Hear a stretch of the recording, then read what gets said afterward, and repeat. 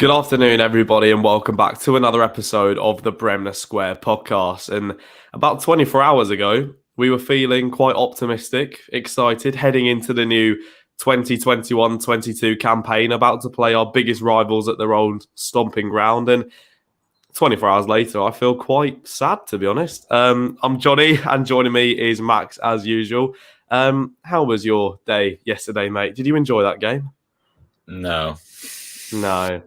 Me neither. It wasn't fun, was it? No, it just all like from 11:30, seeing that Calvin wasn't playing, and then McTominay was through on goal ish in 2.5 minutes. You just knew Robbie Savage is just going to live off this McTominay performance yet again. Yeah, we actually spoke about that last week, didn't we? How he still goes on about that. And when Scott McTominay did go through, I was a bit like, surely not again. I mean, I didn't think we could lose by 4 goals again to Manchester United, but we did. So well done us. And when Fred puts it in the back of the net, it's not your day. And I really wanted to turn off BT Sport, but I couldn't because Leeds were back. And I enjoyed watching us. Do you know a bit like I enjoyed the fact that we were back playing against Manchester United in a full capacity crowd, but the result just wasn't fun. It wasn't fun at all.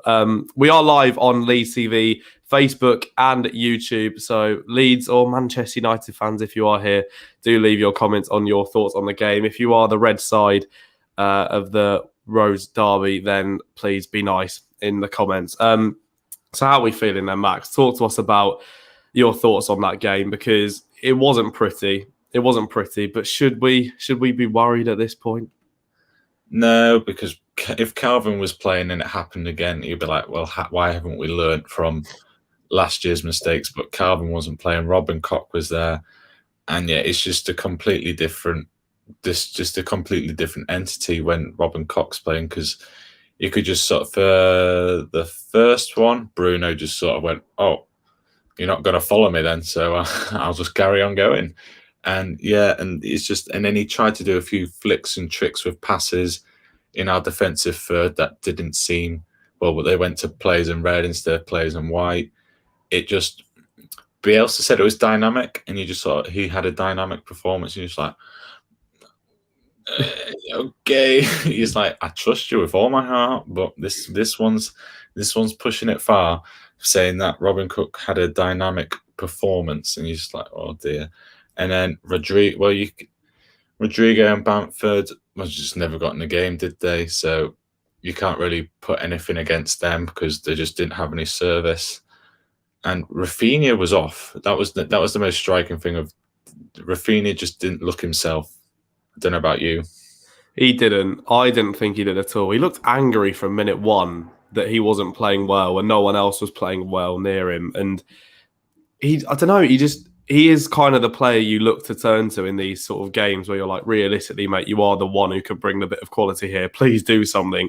And when he lashes that shot wide in like the 88th minute, you're just like, it sort of sums up his day, because he was getting angry at everyone else. But it was kind of one of those where I love you, but you weren't playing your best football either. So all round, it just wasn't very good. And I know exactly what you mean with Robin Koch. Like, doing a back heel on the edge of your own box and then going straight to Bruno Fernandes isn't exactly what I would call dynamic. But if that's what Marcelo's asking you to do, then fair enough. I mean, he was Marcelo also said in his press conference, which I didn't agree with, and of course I love him to bits, and I agree with most of the stuff he says, but he said that he thought it was better than last season at Old Trafford, which I didn't agree with. I don't know about you. I know what you mean, because it wasn't great, but I think there's two sides of it. One, from an entertainment point of view, last year was better because it looked like we could actually score goals, and we did. But yesterday, it was an absolute screamer, absolute worldie. Other than that, I don't think De Gea did anything. And then last year, it looked like we could have got 4, but also we could have conceded 10. So that was more entertaining. But yesterday, it's like they didn't have 15 chances. They had 7 chances. Yes, so it's better than that point of view. But It's more. It's better. It was a better defense. You conceded 5 goals. It's not a good defensive performance, but it was better than it was last year, and that's one step up on the ladder, I suppose. But it's not a very big step. I don't know why we're not celebrating then. We've literally just improved from last season. That's 3 points in my eyes. We should be top of the league now. Fantastic. I know what you mean. Their XG, I think, was like 1 point something, yet they scored 5. Any other positives? Dan James didn't score, so I think that's quite good. And any other positives? Like Luke Ayling scored a screamer, which was good fun. I enjoyed that bit of the game. That minute was fun. But the rest of it was not enjoyable. His celebration was good, and being able to celebrate in front of the away fans with the air guitar. Didn't get his hair out though, which I wasn't. I really wanted the It's not the Stretford end, is it? The other end, to see his locks flying. And at 1-1, you should push on, but we didn't. So how can you? I mean, I'm not asking. You're not Marcelo Bielsa, but how can you explain equalising in the biggest one of the biggest games of the season at one of the best grounds in front of your biggest rivals, and then like 10 minutes later conceding 3 goals? Like, where's the reasoning behind that? I need answers. As you are well aware, I am a former professional of the York Village League system, and I can thoroughly explain this. No, I think just overexcitement, isn't it? Not very good defensively. Paul Pogba and Bruno Fernandes going, right, let's go get another one. Yeah, why is Paul Pogba now suddenly playing football? He's gone the last 4 years at Manchester United without doing anything. Like, 3 weeks' time, he'll want to leave again. But he enjoyed yesterday, so good for him. I think it's because he knew Varane was there and he just wanted to alpha him. He knew Varane was going to be unveiled and everybody would be talking about him, Varane, instead of Pogba. And Pogba goes, right, the only way I can do this is being good. And he just showed up, put Varane back in his corner and just goes, right, I'm the top dog round here. It's like his girlfriend's come to watch him play. And and it's like, I don't know if this is like a football conspiracy, football superstition. He's only good when he has that blue dye in his hair. When it's when it's like that white bleach colour, but he puts that blue in, and everybody's like, "Oh, you shouldn't be having blue in your hair because you're Man United." But actually, you played an absolute worldie of a game, so we're going to let that. Which Leeds player should dye their hair then? What colour? Like Robin Koch to yellow, maybe? No, it's got to be a colour so Robin Koch to red. Something like that. So you shouldn't be dyeing his hair blue. Got blonde hair. I mean, I don't know if that would work as well. Bring Alioski back and get him to red. That would be fun. As a man with a lot of hair, I am a hair expert. Max, you dye your hair red. We might be okay. We've actually got a comment from ex-Leeds footballer Michael Brown. No, I presume it's not him, but he said, as like last season, any points Leeds United pick up from the so-called top 6 and teams' challenges for Europe is an absolute bonus. Leeds' real challenge is picking up points from the teams in the lower half. And this is something I wanted to talk about. Manchester United got to the Europa League final. They finished second last season. They're a good team. As much as it pains us to say it, they are a good footballing side. I don't know about footballing side. Okay, sorry. They are a squad who have the luxury of bringing on Jadon Sancho when we are replacing with Helder Costa. No offence to Helder, I like you. It's like, because the rivalry is there, that's the reason we want to win this game. I was saying if we lose to Man City 5-1, it's like Burnley do it every other season and score 1 less goal. So, like, the anger's there because it's the rivalry, isn't it? Yeah, because you're gonna go, maybe this year will be good, and then we're not. So, and after so long a wait, like we've only in the 16 years we had the FA Cup win and a 3-0 League Cup loss. So that's in 16 years, that's it. And now we hope this to become a regular occurrence. We want it. We want the regular occurrence to be a good memory. And all respect to Jermaine Beckford and Simon Grayson and that team, we kind of want to move on and to go. Maybe all that Bielsa's missing in his perfect Leeds United career is a win at Old Trafford or a win against Man United, and then he's gone full circle. Yeah, we want to be talking about that Bamford goal at the Stretford end, not the Beckford one now, because it's over 10 years ago, is it now? Yeah. Yeah, I've got a No, poster on my 11. wall. I've No, got a poster on my wall of it, 3rd of January 2010. that is it. So yeah, we're over 10 years now. Manchester United fan and also Manchester local TV host Kai Sherlock. Would 5-1 to be you? That's or would 5-1 be you? So that doesn't make sense. So you've had a mare there. I was gonna say I put in the WhatsApp group chat at half time. The second half can't be any worse because we didn't actually do anything in the first half. And it turns out that it was like we conceded 4 more goals, 5-1 to Manchester United. Where did it go wrong? Like you say, using your York City experience. York City, I'd say that's almost too high standard, maybe a bit lower, was it?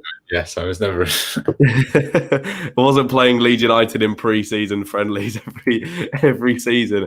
Was it the team news for you? We don't like to criticise Marcelo Bielsa, but like you put in the group chat as well, seeing that team news, and you said earlier, no Calvin Phillips, Firpo on the bench, Koch in CDM, Dallas at left back, who can play, but was the team news just setting us up for failure? Yeah, like looking at the graphic they put on Twitter is they start from Meslier and then they go to Bamford at the bottom. So it's goal, defender, midfield, attacker. Everybody already knows this. But so you're just looking down. You don't look for Phillips because you just assume he's going to be playing. So I went, at Meslier, Ayling, and then Cooper Stroik. And you're kind of like, it's not what I wanted. You would have preferred Llorente or Koch there. But it's like, well, Pascal did good. Liam's the captain, so it's like, yeah, okay, that'll do.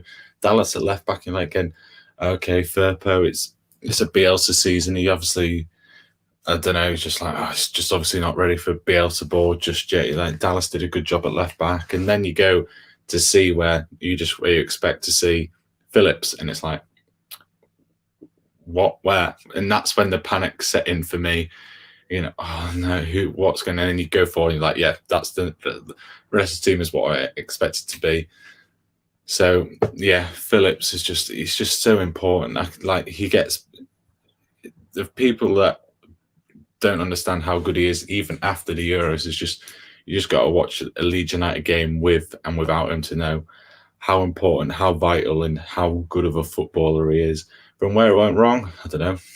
Did it go wrong from taking Rodrigo off at half time because we only conceded 1 with him on the pitch and then we concede 4 without him? Probably not, but that was the only change that was made. That's Rodrigo taking the positives from this game, isn't it? He comes in at a full time, puts his arm around Marcelo. So about the 1 goal I conceded. So what could I have done wrong there? Because I wasn't there for the other 4 goals. We're going to take the positives from the performance. Obviously, you can't. You've only got to take positives from a 5-1 loss to your biggest rivals. Koch was playing out of position against the top midfield. Exactly. I don't. We call Fred a top midfield. I don't know. Man United are a class apart, as few clubs in the league. Leeds can't compete with big clubs financially. Their worst attacker is Dan James, who's not a first-team regular. Leeds would take him in a heartbeat. Would you take Dan James in a heartbeat? Not anymore. He wouldn't be starting for Leeds. I don't think. No, he wouldn't. He's probably an upgrade on Costa and Poveda, isn't he? I think. I might Costa, yeah, but I'm still yet to make my mind up on Poveda because he's yet to come back and he looks fitter and stronger than ever. So maybe we'll have a different Poveda this year. Yeah, he didn't even feature on the bench though, did he, against Man United? So it was Somerville instead. Yeah, which could that show where Bielsa's mind's at in terms of that one? Well, like I say, we're taking the positives. Koch was out of position. Phillips wasn't playing, so the game automatically doesn't count because we didn't have our best player playing. So we'll have to reschedule that game for another time. I wrote down some other positives. We saw Junior Firpo, which was nice. Those exact words. And the blue kit, the gorgeous blue kit, still has a 100% record because we didn't play in it. Yeah, so, I saw and the blue kit from the 3,000 fans there. The blue kit, from what I've seen online as well, the blue kit seems to be more popular than the. It does. Yeah. It does. So to keep that 100% record with the blue kit is fine by me. We're obviously going to lose in our home kit because we lose at home. It's natural, but the blue kit, we'll keep it. That's absolutely fine. Another comment from Michael who said, if those big clubs are on their A game in the Premier League. When they play Leeds, they should beat Leeds. I mean, this is the thing. Apart from the rivalry aside, we should be losing the game. We go into the game expecting to lose. I guess the frustrating thing for me is because we want to win the game. It is a rivalry, and that's where the annoyance was for me. You almost like annoyed at the players for maybe showing a bit of a lack of passion and not wanting. I'm not saying they didn't want to win it, but do you know what I mean? No, they just weren't. Like Michael says, the other players are a lot better than our ones. And if you take the emotion away from it and you look at it as on paper, as on matchups, it's like, well, yeah, you expect. Take all the names out of it and just go, and it's just the ratings. You go, well, you expect the team in red to beat the team in white.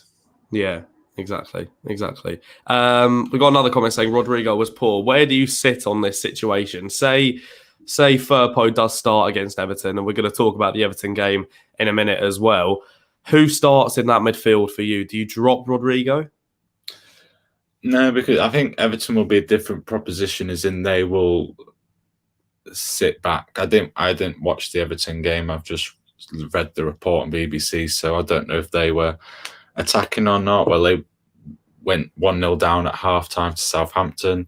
So I don't know if they'll be different. It's different because Rodrigo is naturally a striker, isn't he? Yeah. And he's playing in the midfield and he's playing in the number 10 supporting role. So maybe when we're more forward pressing, have more of the ball, Calvin may be playing, it'll be different. And look, he finished the season strongly, so I think he'll be better against the lesser teams where we have more of the ball. They sit back and Rodrigo's got time to do his thing. Yeah. But yeah, Bamford, you say Bamford was equally as poor, but what was equally as poor or even worse was the service towards them. So they didn't really do anything.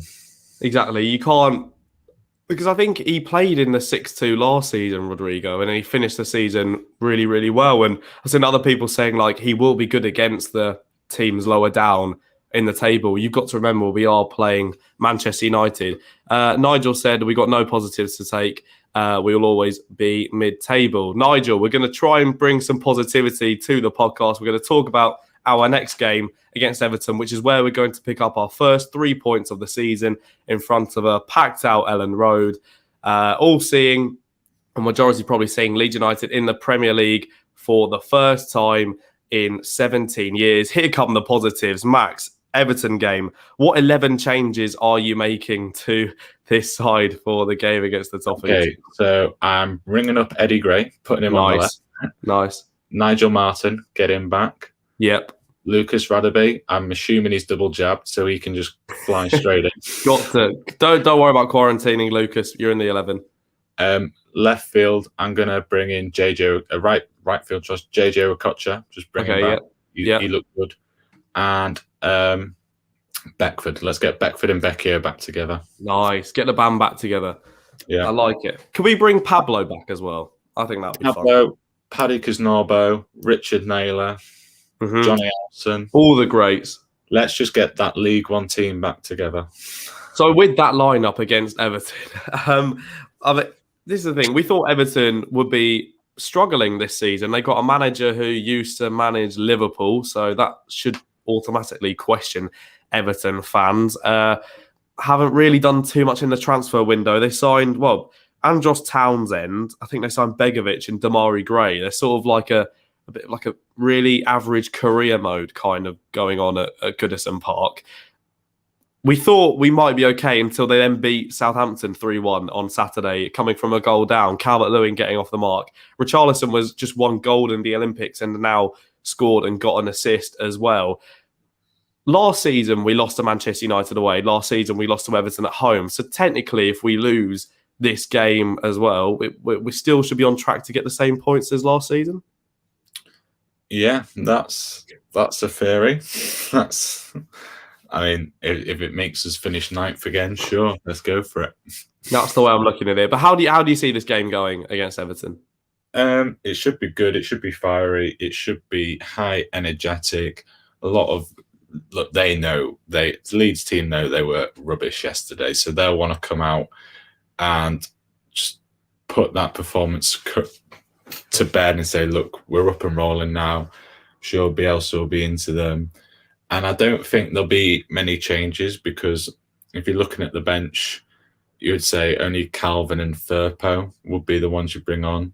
So going forward, like, okay, that's more of the same. It's just defense. Just defensively, it was just rubbish. Like even there was only. I was talking about Everton. We'll put the Man United game. Everton. Well, we were speaking before. We thought, well, aren't Everton supposed to be imploding this year? But guaranteed, it's only been one game. They were at home against Southampton, and everybody's like, "Oh, Southampton, they'll just be in that 15th to 12th position sort of range." So you got to take it with a bit of context. That our game was tougher, and we managed to one goal against Man United, and conceding one goal against Southampton is. I think our currency is better, if that makes sense. So technically, we should be higher in the table than Everton at this current moment. We have a better exchange rate, yes. Yes. Okay. So if you're investing in stocks, invest in us is what we're trying to know. Don't get into. Well, I don't know anything about stocks, to be honest. I'm not really going to try and give any information on that. We are bottom of the league, so we are the underdogs going into this. Everyone at this current stage should be beating us. So we go into this game with no pressure. I think on Saturday's matches, I think the only side who didn't win, who played at home, were Burnley. So what we're saying here is having the fans back really does have an impact. What's the atmosphere going to be like on Saturday?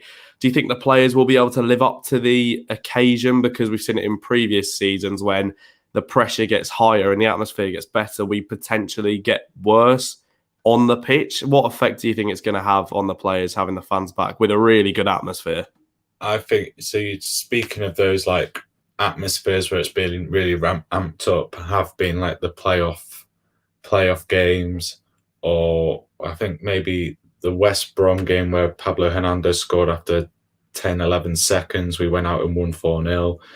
The Derby game after Spygate, we went out and won 2-0. So they've been good where it's been like not toxic, but just sort of everybody's on the edge. It's kind of like gladiatorial, ancient Rome kind of thing.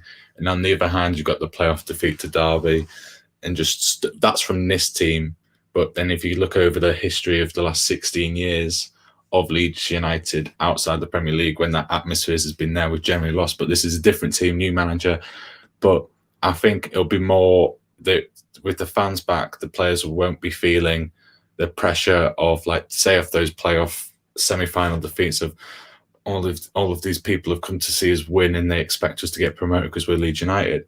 It's now we're Leeds United, we're in the Premier League, we've achieved all that. All these players, majority of these players that will be in the starting 11, they've seen it go from Championship to Premier League. So they go, right, we've achieved the goal. Now this is just fun and extra, and it's exciting that the fans will be back after 18 months away.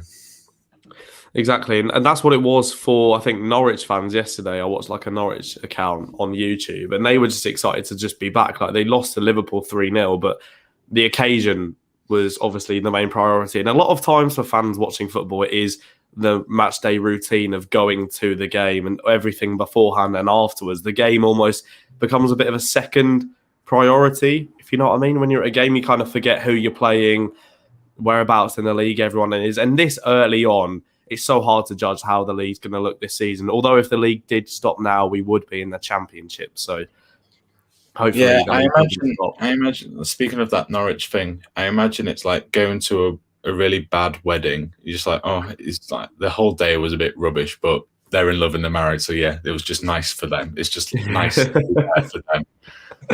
You're like the single guy just going like, I hate weddings. Reminds me I'm single. Oh, well, happy for you. Good for you. Well done. Yeah.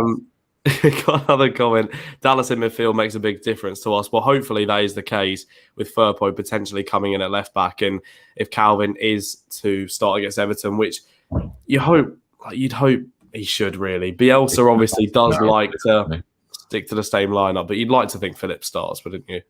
Yeah, he kind of has to after Koch was at fault for at least one, maybe two, and wasn't that. You could just tell because like even with Meslier's distribution, it's where's Calvin? I'll give it to Calvin. Yeah. But he was doing those kicks to try get it to. Well, he's doing those kicks as footballers famously. He was doing that kicking a ball thing. Yeah, but like his goal kicks, he was trying to find. He didn't even look. I don't think Robin Koch got the majority compared to Calvin. It was trying to get to Dallas or on the wing backs or the Rafinha and Harrison, and it was like going over their heads. It wasn't perfect. It wasn't clean. It wasn't crisp. It wasn't normal Leeds United playing out from the back. The only time it looked good was on the 15th minute where Rafinha played a pass to Click when he wasn't on the floor, which was a positive. And it was where Click had his shot. That was probably the first shot on game was the 15th minute where Click, just outside the box, tried to bend it into De Gea's bottom left corner at the Beckford end. That was probably the best move of the match, in my opinion. And that was in the 15th minute. Another reason why we deserve 3 points off that game. We created the best move of the match. Best 10 seconds of football. Exactly. And Paul Pogba tried to score early on, missed, by doing like a step over before shooting against Meslier. And it actually worked, but he didn't score. So again, another reason why they deserve to lose. I don't think it worked because it gave Meslier an extra half a second to close the angle down. So. Yeah. Joke's on you, Paul. You may have registered 4 assists and played well, but joke's on you. Another reason why I think Man United don't deserve to win that game. No, they bought out Rafael Varane beforehand, which boosted the atmosphere. So some may call that cheating. That's fine. If it wasn't Man United, it was nice because it was kind of like nostalgic. It wasn't like one of those cheesy promo videos where Alexis Sanchez is playing a piano. Yeah, it's like, you can't actually play the piano. But it was nice. It was very early noughties feel to it. The player comes out. He was just missing the scarf, but but it was Man United, so I didn't like it. Imagine if they brought out a piano for Varane to just start playing, like as the team plays like the Premier League theme tune as the players come out. To be fair, I would have respected that, to be honest, if they had done that. But I know it's not like an announcement video, but it is Man United, but fair play to them. I think they did a good job with announcing Varane with that one. Luke Ayling's goal so far is the best goal of the season. So again, another reason why we deserve to win the game. We scored the best goal of the game, which has got to be double points in some universe. So that's 5-2 or 5-3. And we'll probably never see that goal again because everybody will be too hurt to watch it. Next time Luke Ayling scores a screamer or anyone scores a screamer, it's like, calm down, we're about to concede 3 in about 5 minutes. So just enjoy this little bit of fun because the next bit is going to be awful. So Everton then, we're expecting a win. But are we? I don't know. It's going to be tough. But I think we already go 1-0 up in this game because Rafinha should be playing and he always scores against Everton. So we're basically 1-0 up in the game. So it's just a case of can we hold on? Yeah, I think we'll, because I think Rafa's turned quite defensive now. He's not as good as he used to be. Yeah. And I think we'll have more of the ball. Rodrigo will be better. Bamford will get more service. Rafinha, he'll be able to drive it. Whoever, it's got Seamus Coleman playing at right back. He's about 40 years old. Surely Jack Harrison will have him in stitches. Yeah. This is what you'd like to think. Is Luca Digne fast for Rafinha? No, was he part of the World Cup winning? No. Is he French? He is French, but I don't know whether I think it was Theo Hernandez at left back. I think. Was he in the squad? Was he just one of those blokes that were there? Maybe? Yeah, I think it was very Ben White for just sort of turn up. Just enjoy the holiday, enjoy the occasion. Speaking of international call-ups, Rafinha has been called up to the Brazil squad. So congratulations to him. He's now their best winger because Neymar isn't that good. So Rafinha, congratulations to him. Any chance he takes the number 10 off Neymar in this? Or I mean, if you want a horse's head in your bed when you wake up, yeah. No, congratulations to Rafinha. He will most likely miss the Liverpool game, which would you rather him get called up and enjoy the international call up, or I was about to say South America is I don't know if you know this, Johnny, but it's a long way away. It is. And I think he's playing instead of 2, he's playing 3 games, isn't he? He might be 3 games. Yeah, he might be. So he's going to miss, but I think it's because there's an international break after the Liverpool game. is why he should be okay for the game after that. I think against West Ham, or Newcastle, I think it is. But it does look like he could be missing that Liverpool game. So early team news for that. We don't have Rafinha by the looks of it, and my geography knowledge isn't too good. But yeah, South America is quite a way away. So score predictions for this Everton game, then Max. What are we going for? I'm thinking 2-0 Leeds. I'm going to go for a win as well. I'm going to go 2. I want to go 2-0 as well, but I think they might score 2-1. I don't really want to be writing Everton off too much because they are a good side. Like, they do have good... They've got... Richarlison played in the Copa America and the Olympics, and now he's playing now. Like, he's going to... That's what I thought. But he got a goal and assist against Southampton, so... His last break was the first lockdown. Like, surely he's going to break at some point. He's definitely calling for a lockdown. I would be knackered if I was him, to be honest. If that was in a Bielsa side, I don't know how you would really survive doing that, to be honest. Playing in a Bielsa side, then playing in the Copa America and Olympics, and then back to Bielsa again, which is probably why Calvin Phillips is resting. Bless him. But hopefully we see him at Elland Road. Also, just a little bit other news to cover for Leeds United. We got drawn against Crewe Alexandra at home in the first round of the Carabao Cup. Obviously, we're not going to be previewing it on today's episode, but are you excited for that one, Max? Yep. Get some kids out there playing. Hopefully they'll win, do better than last year's class, and we'll maybe get to see a glimpse of Somerville, Greenwood, Geldhart, and Jorama, and maybe even the goalkeeper, whose name escapes me just now. Christopher Claassen? Christopher Claassen, yeah, that's right. Be good to see you at Elland Road, my friend. Good to see you in between the sticks, hopefully. Bielsa never likes he always said he respects the cup competitions, but considering some of the lineups he's put out against, who was it who Mark Wright was playing for? It was Hull. I remember it because I got told to self-isolate and I bought the pass, the £10 pass to watch it. Oh, yes. Myself, I got the pass. I got the curry in from down the road to just treat myself in my isolation in my bedroom, and it was rubbish. We lost on penalties, didn't we? Yeah, we did. At least it did. I don't think it went to extra time though, so that sort of just speeded up the process. Wrapped up the inevitable loss. We're not very good at cup competitions. It would be nice to see a cup run at some point, whether it's the Carabao Cup, which Man City will end up winning in the end, or the FA Cup. So the most we can do is get to a final against Man City. So that would be enjoyable to watch. Are we expecting Bielsa to take this a little bit more seriously now? We're not a solidified Premier League side, but we look better than some sides, but we did just lose 5-1. So yeah, I think if he's like we say, Bielsa's like a football romantic in his philosophies and whatnot, I think he'll prefer. Well, this is be for a bias to me. I prefer an FA Cup run compared to a Carabao Cup run because it just feels a bit second grade, really, doesn't it? The League Cup.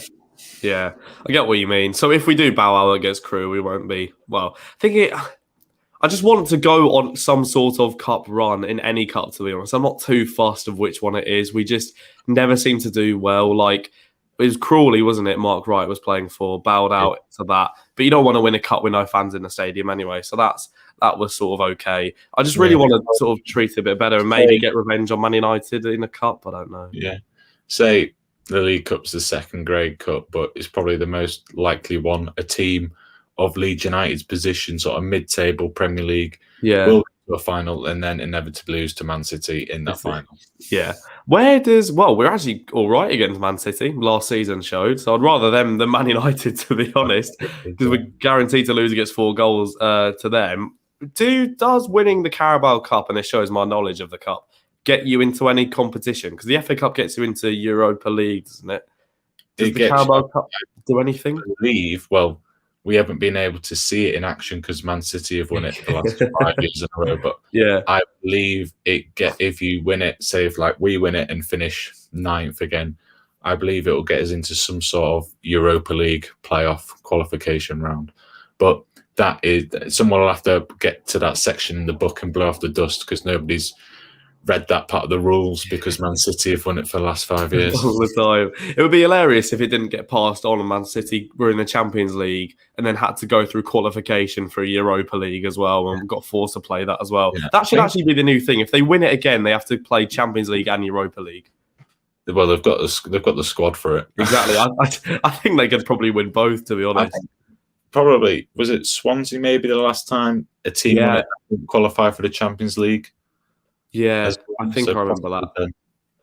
Yeah, I remember that. So hopefully, if we can do that, that's okay. If we can win that. So best of luck for us against Crew, but I think we'll be talking about that on the next week's episode as well. So thank you very much to everyone who joined in this week's of the episode of the Bremner Square podcast. Nigel said, great show. So I take it that wasn't about the Manchester United Leeds game. So I'm presuming this is this podcast. So thank you very much, Nigel, for your kind words, and everybody else who commented as well. Thank you very much, Max, for coming on, and we shall speak to you next week, hopefully after a 5-2 loss. Let's make it a little bit better. See you next week. Have a good week.